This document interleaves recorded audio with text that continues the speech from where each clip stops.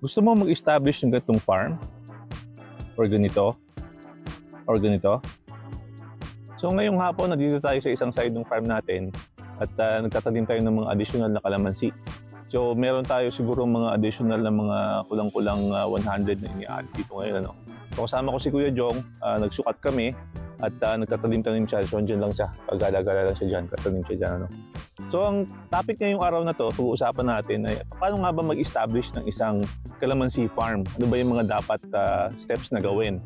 So today, yun po ang ating main topic, and sa end po ng video na to, meron kaming ibibigay sa inyo ng mga additional na mga bonus, no? Para makatulong sa inyo na ginawa namin at nakatulong na malaki sa amin sa pag-establish naman namin ng aming mga proseso at ng aming mga gawain dito sa bukid. Ang isa na gustuhan po namin kay calamansi ay napaka-versatile niya. Marami pong klase ng lupa at saka po weather conditions na nababagay sa kanya. Kaya naman po maraming parts ng Pilipinas ang pwedeng magkaroon ng calamansi farm. Pero ang tanong nga lang po dyan is, paano nga ba mag-establish? Ano nga ba yung dapat malaman? Ano yung information na dapat i-gather? At ano po yung step-by-step na procedure para po makapagsimula ng isang calamansi farm? Ang isang magandang paraan po para malaman yung kasagutan sa mga tanong na yon ay malaman muna natin kung ano ang gusto ni calamansi bilang halaman para siya imabuhay na maganda at saka po mabigay ng maraming bunga later. Yung mga information po na yun ay critical para po ma-check natin yung readiness ng ating farm para nga po tanggapin yung mga itatanim natin. So ang unang-una natin titingnan dyan ay ano ang klase ng lupa meron tayo o soil type. Ang gusto po kasi ni calamansi ay medyo loose po yung soil, mayaman sa organic matter at saka po slightly acidic. So ano ang pwedeng gawin para malaman ang soil profile ng aking farm? Ang pinakamaganda po dyan ay magpa-soil testing tayo. Kung meron pong service na ganun pinoprovide ang MAO o kaya po ang DA sa locality ninyo, ay avail po natin. Kung wala naman, meron naman po mga private na mga laboratories na pwede nating i-hire para gawin yon. Again, ang pinakamagandang benefit po nun ay malalaman natin yung mga gaps ng ating lupa versus dun sa kailangan ng ating halaman. And then, ang mangyayari po niyan ay pwede nating doon ilaan yung ating resources.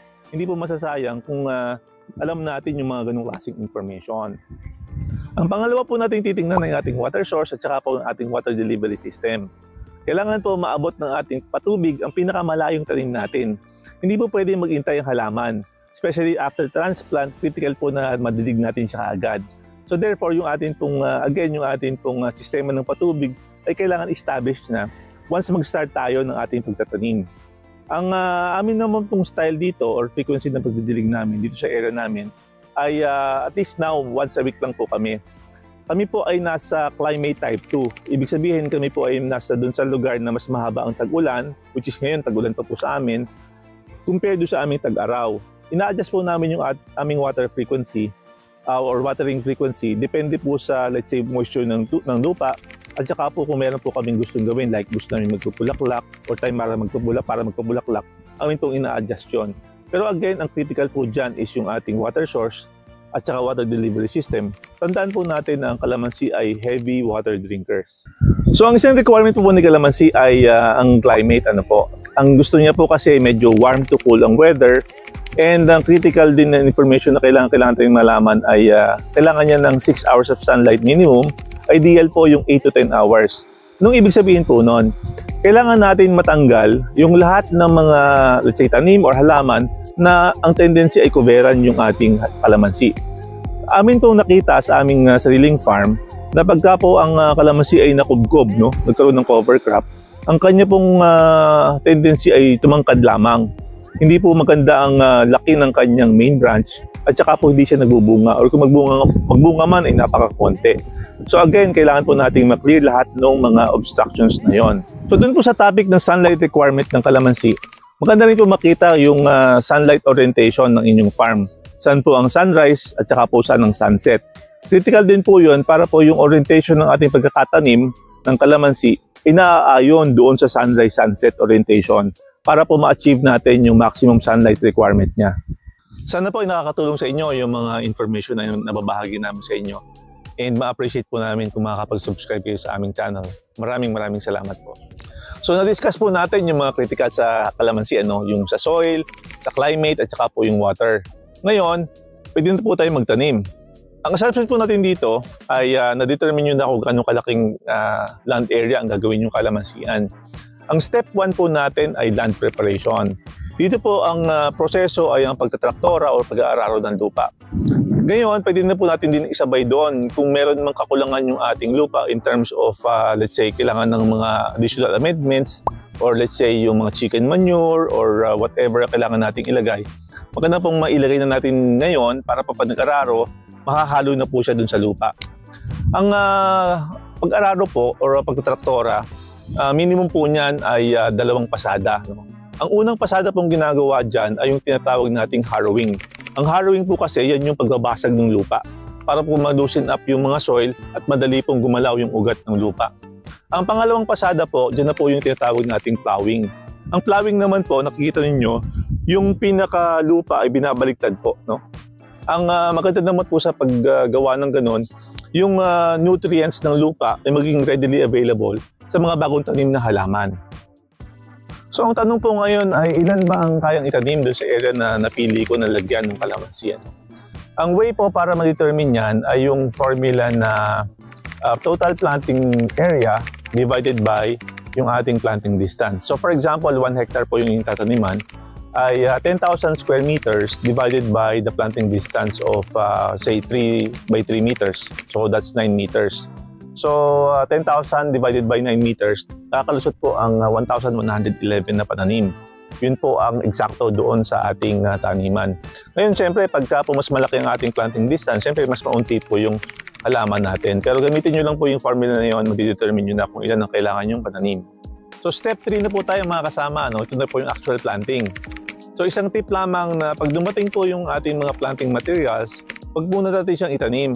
Diyan natin siyang masanay sa bago niyang lugar o tinatawag natin ma-acclimatize mo na siya. So ideal na po yung mga 3 to 5 days bago natin siya actual na itanim. Sa actual po na pagtatanim, pwede po natin gawing guide yung seedling bag na pinaglagyan ng ating kalamansi. So kung gaano po siya kalaki ang seedling bag, pwede po natin gawin na mas malaki doon ng konti yung hukay na gagawin natin.